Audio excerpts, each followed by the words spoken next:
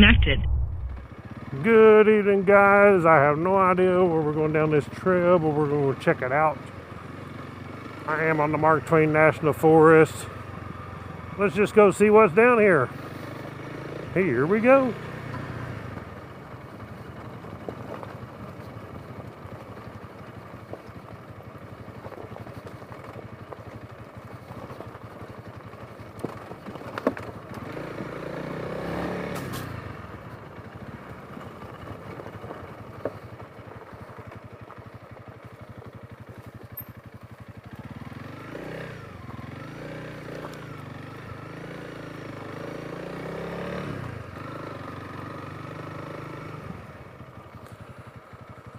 Looks like we have a memorial of somebody on a motorcycle that died here.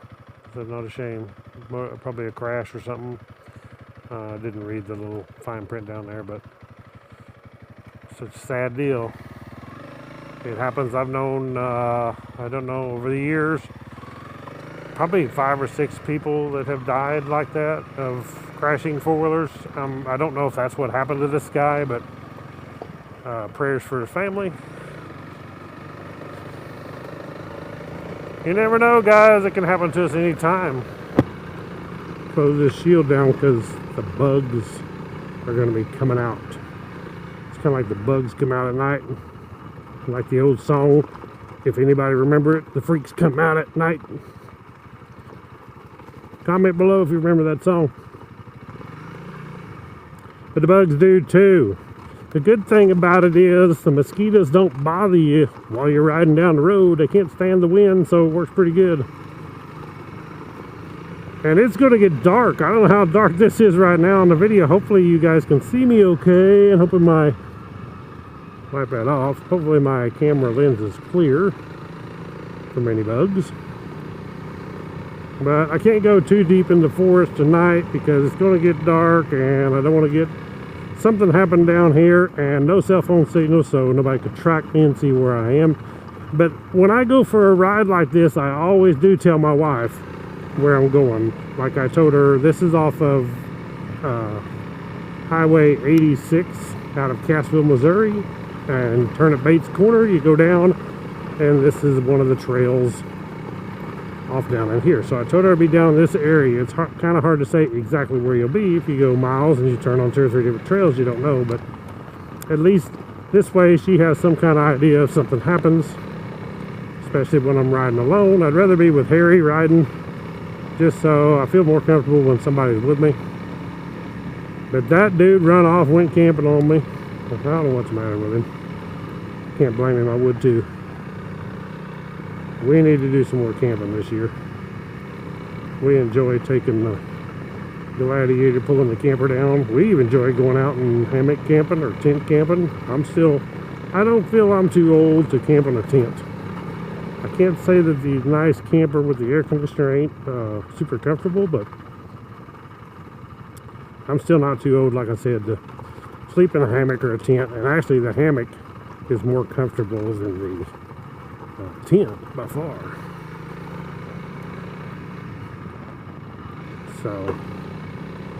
So far this road is actually pretty darn good. I mean, this is like a paved road. Paved road. This is like a smooth gravel road anyway. Hopefully it don't go down here to some stupid gate. Wouldn't surprise me a bit. That's what happens to me. I pick a road and I pick the one that goes down to a gate and dead ends. But if you'll notice, I'm not going the crazy pace that I was on the one video here a while back, where when I slowed down and I hit that log, I crashed. Wasn't such a bad crash, but dumped it over when I hit the log. It's crazy how many comments I got telling me how to go over a log, which they may not know, but man, I've rode all my life. I've rode tons of miles out in the woods, so I actually do know what I'm doing. It was a wet log, it was at an angle, it was sloped, and I was hitting it at an angle and wet, and when my back tire hit it, it just slid and bam, I went right to the ground. People's like, you need to be standing up. Well, they may not have seen it on the video, but I did, right as I stood up before I got to it. Because what I like to do when you go across the log is get your front tire a little bit off the ground. You still want to bump the log. You don't want to miss the log with your front tire. Just bump the top of the log with your front tire, and then hit with your back. And usually you can go over fairly smooth. It's pretty nice. Pine trees down in here.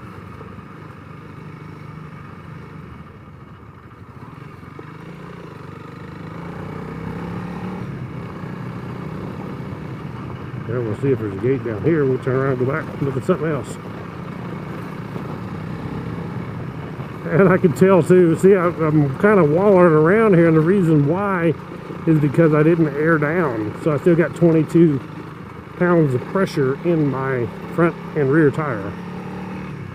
So actually 25 in the rear, because I do a lot of, there was a terrapin, box turtle. Because I do a lot of two up with my wife, I usually run at 25.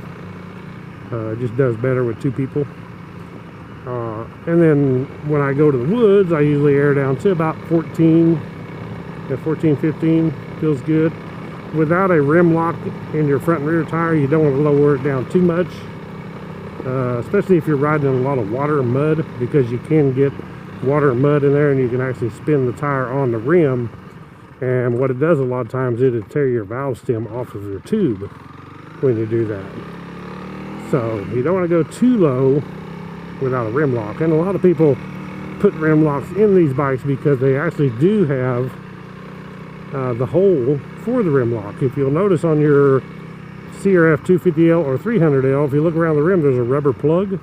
Well, that's where you can take that rubber plug out and you can put in a rim lock.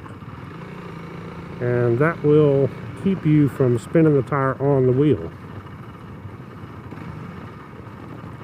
But you know, all the dirt bikes pretty much, I think, come with them. All of them I've ever had come with rim locks, so you didn't ever have that problem. It does make it a little more pain when changing the tire, but not too bad.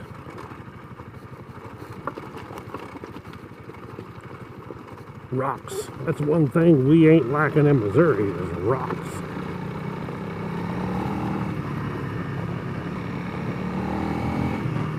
Well, there is some trails off the side here. I don't know where in the heck to go. Maybe nowhere. So probably go down there and let's go just see. And I'm hoping it's not getting too dark on this video. I hate it. Like my video the other day of the nighttime. Pretty much you just hear me talking, you can't see nothing. And this headlight, trust me, is really bright.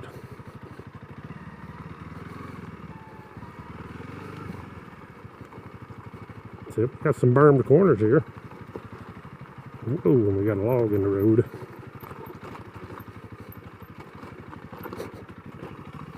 And remember, when you go down something like this, you always got to come back up it. So that's always sometimes the fun part. And maybe I should have been over there on that side. Maybe I'll go up on that side, because we got a heck of a drop right here. Boom. That's what crazy Russian hacker says. Boom.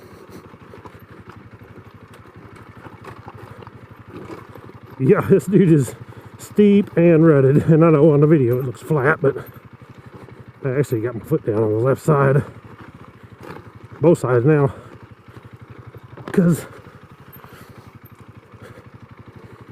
gotta keep my balance here. Gee whiz.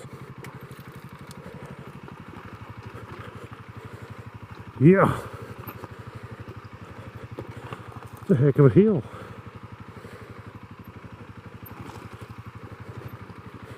But I can tell you, I probably better not go much further this time of day by myself. I don't even have my jacket on because, I'm trying to open up my shield here, because it is so freaking hot. Right now, this time of day, it's still 88 degrees. But we're gonna come back down here and check this stuff out. This looks too cool. Oh, there goes a deer. I don't know if you guys see him. He was on the right side of those two trees. Now he's, oh, where he went. I seen his flag a flying, that white-tailed deer. I actually seen one on the highway. Okay, we gotta try to go back up this dude. And I've actually not done nothing like this yet on this 300L. I'm still thinking left side.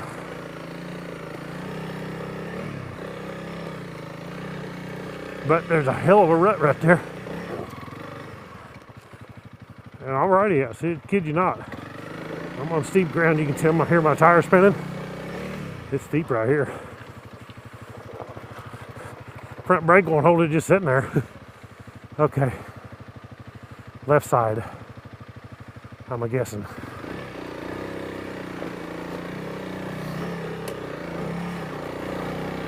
Oh yeah. Don't get in that rut. I'm screwed in. Oh, crap.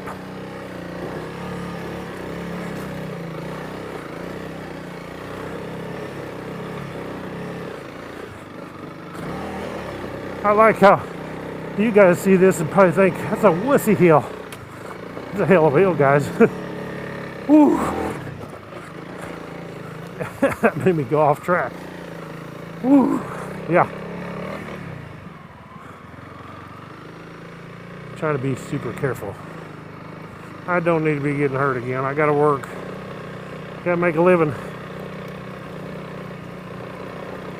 Taking what they're giving because I'm working for a living.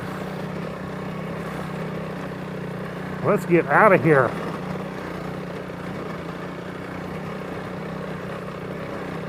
Hey, 300L actually done a good job. I was on the clutch. You know, I wasn't totally out on the clutch. That way you keep the clutch ready so you can fan it if you need to keep you from wheeling. So, I know one thing, I'm out of breath. My goodness. Was that stick there on the way down? It may have been. So there's another trail over here.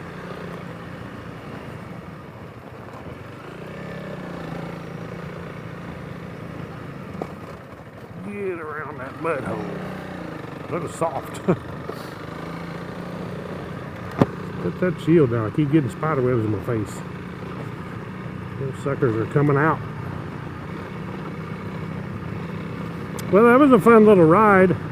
Even though I'm by myself, I don't want to get too stupid. But I probably shouldn't have went up that big of a hill. That's actually a pretty darn good hill climb.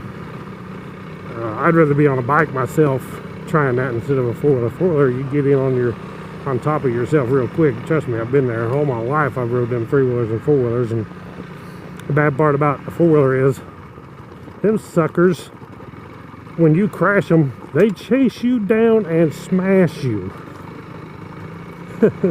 when you crash a dirt bike, DUALSPORT, it just lays over on the ground. Usually, it just lays over on the ground and there it lays. It's not a big deal. You don't, unless you come over backwards, then it can hurt you. But for the most part,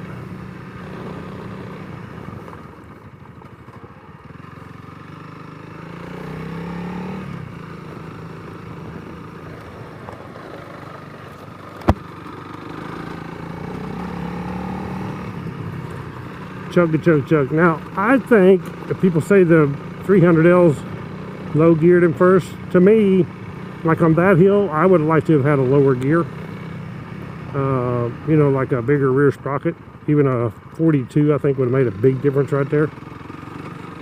So, if you're not one to want to care about highway speeds and stuff, you know, 42 tooth on this 300 with the torque it's got, dropping it that little bit, well, I'd make a huge difference off-road. A 45 would be extreme. Now, as always, I don't recommend changing the front sprocket at all. But everybody wants to because, hey, front sprocket's cheap. But I wouldn't recommend doing it. Anyway, this has actually not been bad at all. So I'm about out of here. Thank you guys for watching Woodzman Adventures and all my new videos with the 300L and the 250L. I'm kind of changing it up, trying to put out a lot of content. I know I got a lot of reviews, but it's because I have the reviews. That's why how I get the sponsorships to put all these products out and show you guys, hey, this is the product and I think it's good. Usually I don't have bad reviews on products, and that reason why is because I don't take stuff from companies that I don't think is good. I stick with Nelson Rig on their luggage because I know dang well that's good stuff. You know, AXP on the skid plates and stuff, I know that's good stuff. Everybody knows Renthal's good, of course. Look at the name, you know, they've been around for a long time, they're good stuff. But, so, I'm not partial to them because I'm sponsored by somebody. I'm just telling you it's good stuff and letting you know, this is something that you're going to buy. You're going to have a good product for a long time.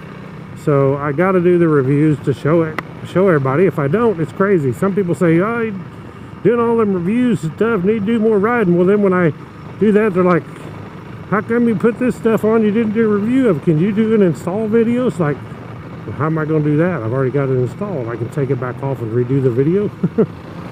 Yes, I'm rambling. But hey, some people like my rambling. All I got to say is some people that want to complain, there's haters everywhere. If you don't like it, heck, don't watch my videos. I'm cool with it. It's all good. Free country, huh? Thank you guys for watching. Click the thumbs up if you like the video. Subscribe down below. And I'll catch y'all on the next one. Right on.